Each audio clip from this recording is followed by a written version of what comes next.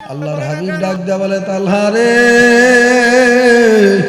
যদি তোমার পরীক্ষা করি, পরীক্ষায় তুমি যদি পাস করতে পারো তাহলে মনে করবো আমি আল্লাহর হাবিব, মনে করবো আমাকে বড় মোহাব্বত করো, ভালোবাসো। আল্লাহর হাবিব ডাক দেয়া বলে, তালহা রে,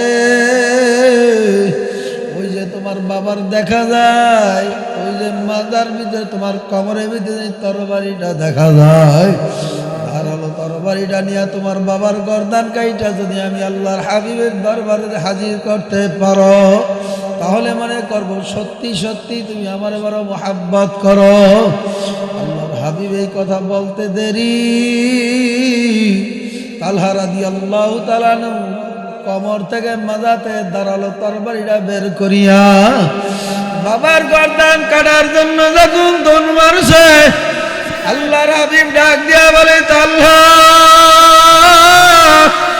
ওই যে তোমার বাবারে দেখা যায়, তোমার বাবার গর্দান কাটিয়া যদি আমি আল্লাহর হাবিবের কাছে হাজির করতে পারো তাহলে মনে করবো অবশ্যই তালহা তুমি আমারে বড় মোহাব্বত করো, ভালোবাসো। এই সংবাদ শুনা তালহা রাদিয়াল্লাহু তাআলা আনহু বাবারে তার কোমর থেকে দাঁড়ালো তরবারিটা বের করিয়া বাবার কাছে দৌড়ে চলে গেছে। এবার আল্লাহু আকবার, তালহা রাদিয়াল্লাহু তাআলা আনহু তরবারিটা হাতে নিয়া বাবার গর্দান কাটবে অবস্থায় আল্লাহর হাবিব ডাক দেয়া বলে, তালহা,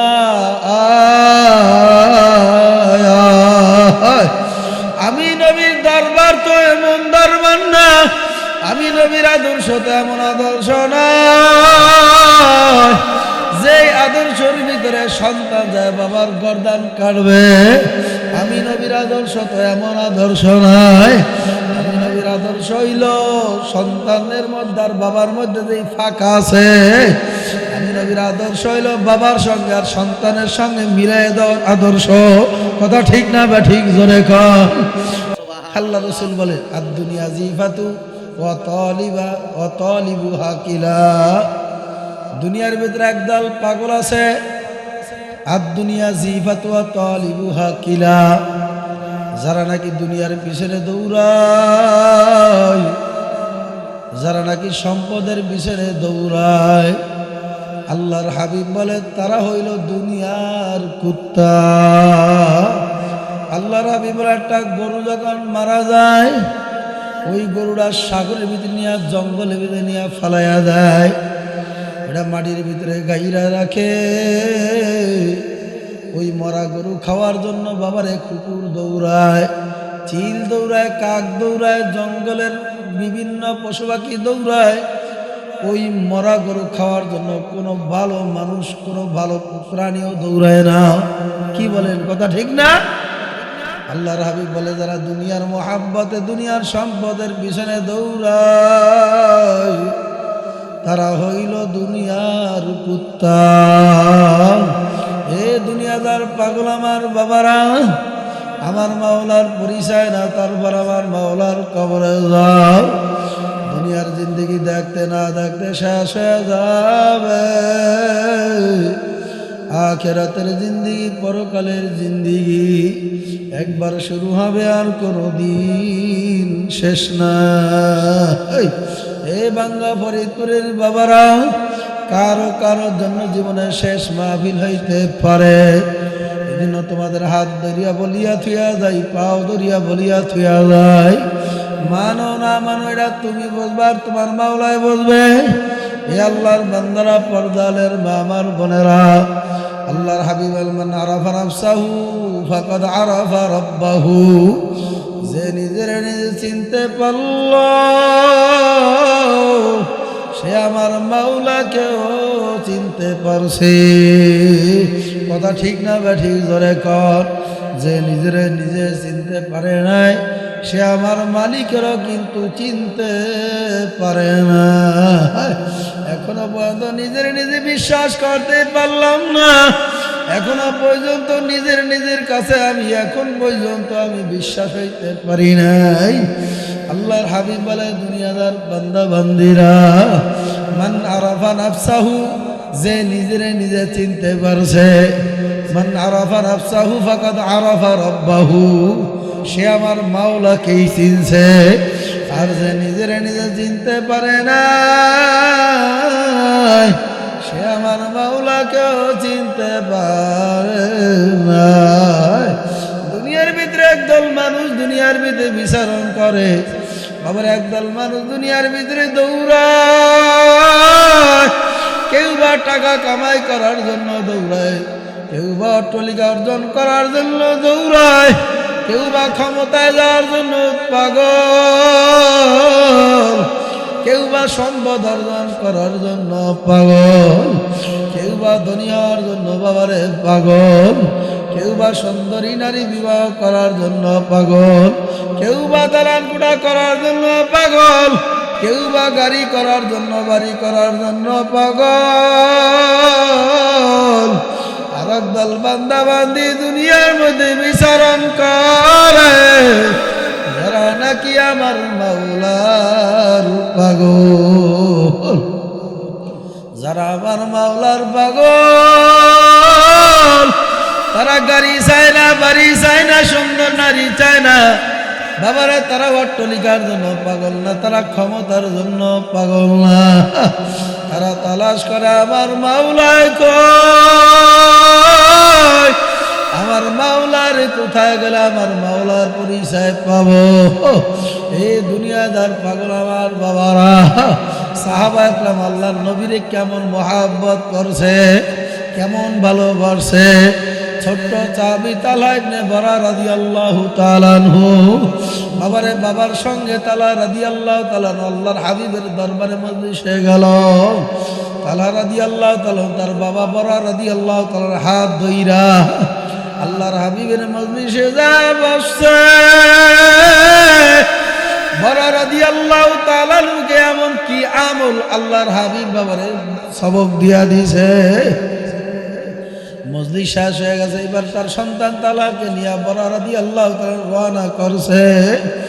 ছোট্ট শিশু তালহা আল্লাহর নবীর আশিক, বড় পাগল, বাবার সঙ্গে রওনা করছে। ডাক দিয়া তালহা বলে, আব্বা আমাকে একটু নবীর দরবারে যাওয়া লাগবে। আপনাকে আল্লাহর নবী কি আমল শিখায় দিছে? আমারও একটা আমলের প্রয়োজন, আমাকে একটু নবীর কাছে যাওয়া লাগবে। বাবার হাতে ছুটিয়া তালহা রাদিয়াল্লাহু তাআলা আনহু আল্লাহর হাবিবের মজলিসে হাজির। তালহা রাদিয়াল্লাহু তাআলা ডাক দেয়া বলে, ইয়া রাসূলুল্লাহ, ইয়া হাবিবাল্লাহ, আপনি আমার আব্বার কি এমন আমল শিখাইয়া দিয়েছেন? আমাকে এমন একটা আমল শিখাইয়া দেন যেন কিয়ামতের ময়দানে আমলটা দলিল হিসাবে প্রমাণ হয়ে থাকে। আল্লাহু আকবার, জোরে কর। আল্লাহর হাবিব ডাক দেয়া বলে, তালহা রে, সত্যি কি আমার মোহাব্বত করো, আমাকে ভালোবাসো? তালহা রাদিয়াল্লাহু তাআলা আনহু ডাক দেয়া বলে, ইয়া রাসূলুল্লাহ, ইয়া হাবিবাল্লাহ, আমার জীবনের চাইতে আপনাকে আমি বড় মোহাব্বত করি, ভালোবাসি। আল্লাহর হাবিব বলে, তালহা তোমারে পরীক্ষা করব। তালহা বলে, আমারে পরীক্ষা করতে পারেন, আমি পরীক্ষায় উত্তীর্ণ হব, আমি পাস করব। আল্লাহু আকবার, জোরে কর। আল্লাহর হাবিব বলে, সত্যি তালহা, আমি পরীক্ষা করব। আসলে সাহাবা একরামের পরীক্ষা কোনোদিন তারা পরীক্ষায় ফেল করতে পারে না। কথা ঠিক না বা ঠিক, জোরে কর। আল্লাহর হাবিব ডাক দেয়া বলে, তালহা রে, যদি তোমার পরীক্ষা করি, পরীক্ষায় তুমি যদি পাস করতে পারো, তাহলে মনে করবো আমি আল্লাহর হাবিব, মনে করবো আমাকে বড় মোহাব্বত করো, ভালোবাসো। আল্লাহর হাবিব ডাক দেয়া বলে, তালহা রে, ওই যে তোমার বাবার দেখা যায়, ওই যে মাজার ভিতরে তোমার কোমরের ভিতরে তরবারিটা দেখা যায়, ধারালো তরবারিটা নিয়ে তোমার বাবার গর্দান কাইটা যদি আমি আল্লাহর হাবিবের দরবারে হাজির করতে পারো, তাহলে মনে করবো সত্যি সত্যি তুমি আমার বড় মোহাব্বত করো। আল্লাহর হাবিব এই কথা বলতে দেরি, তালহা রাদিয়াল্লাহু তাআলা কোমর থেকে মাজাতে ধারালো তরবারিটা বের করিয়া বাবার গর্দান কাটার জন্য যখন দৌড় মারছে, আল্লাহর হাবিব ডাক দিয়া বলে, তালহা, ওই যে তোমার বাবারে দেখা যায়, তোমার বাবার গর্দান কাটিয়া যদি আমি আল্লাহর হাবিবের কাছে হাজির করতে পারো, তাহলে মনে করবো অবশ্যই তালা তুমি আমারে বড় মোহাব্বত করো, ভালোবাসো। এই সংবাদ শুনা তালা রাদিয়াল্লাহু তাআলা আনহু বাবারে তার কমর থেকে দাঁড়ালো, তরবারিটা বের করিয়া বাবার কাছে দৌড়ে চলে গেছে। এবার আল্লাহু আকবার, তালা রাদিয়াল্লাহু তাআলা আনহু তরবারিটা হাতে নিয়া বাবার গর্দান কাটবে অবস্থায় আল্লাহর হাবিব ডাক দিয়া বলে, তাল্লা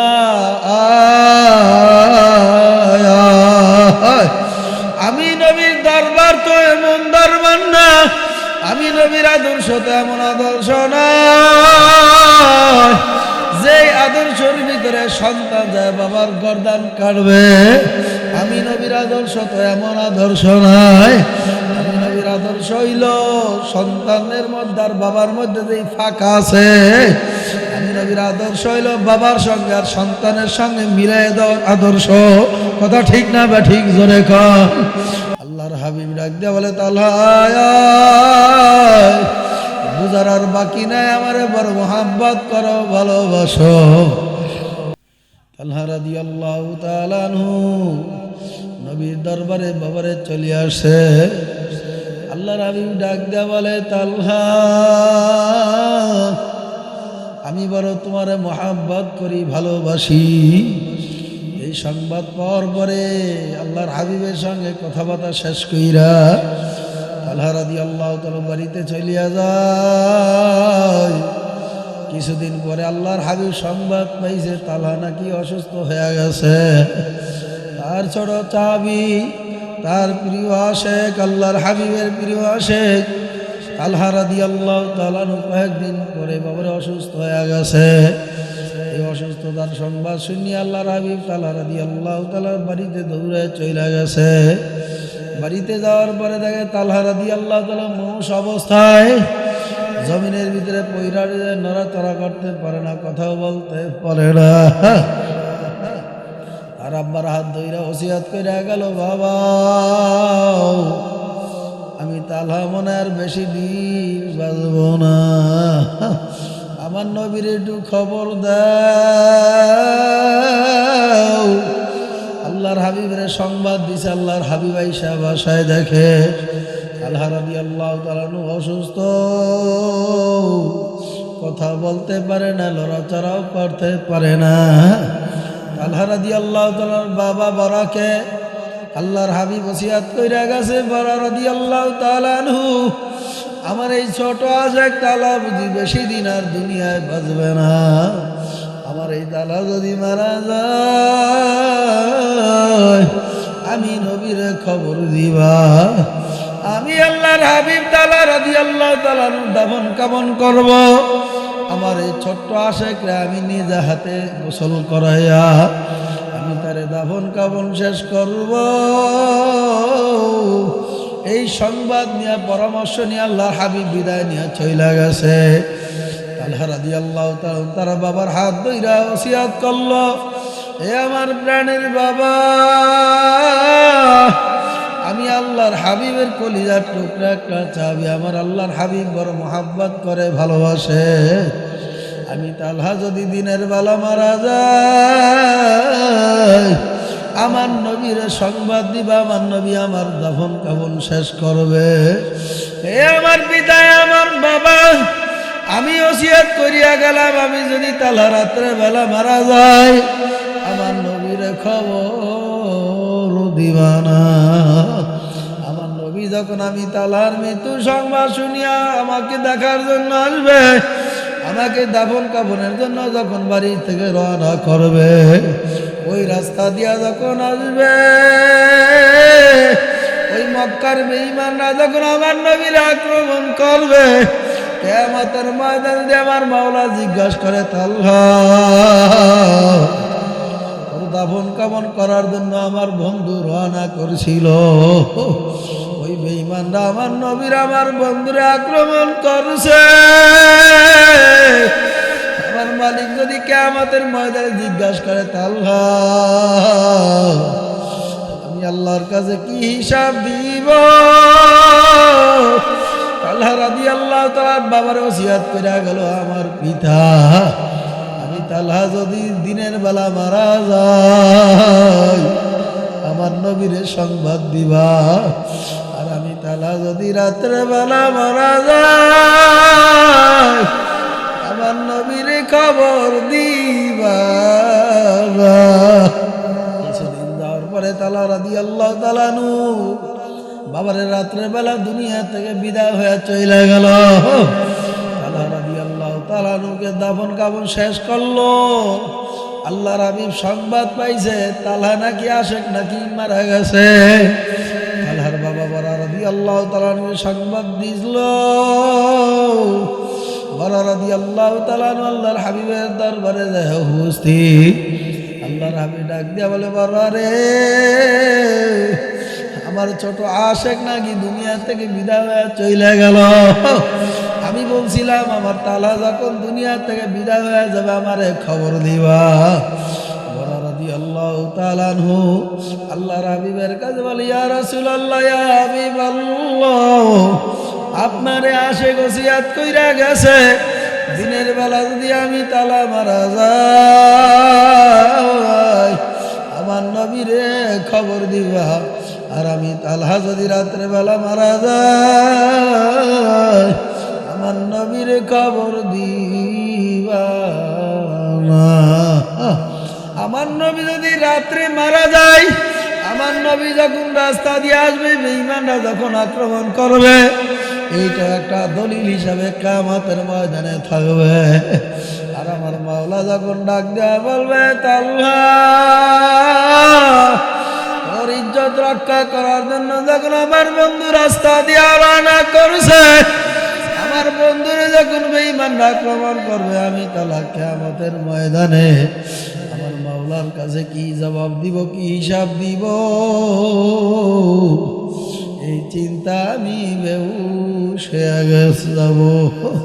এই আল্লাহর বান্দারা, পর্দালের মা আমার বোনেরা, এই বাঙ্গা ফরিদপুরের বাবারা, এ পর্দালের মা আমার বোনেরা, আমার মাওলার পাগল তারপর আমার মাওলার কবরে যাও।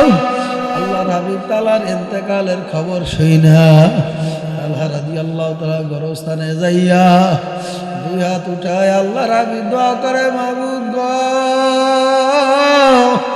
এই তালহা আমার বড় পাগল ছিল, আমার বড় আশেক ছিল, আমি আমার এই তালহারে মাফ করিয়া দিলাম, আপনি আমার আশেককে মাফ করে দেন।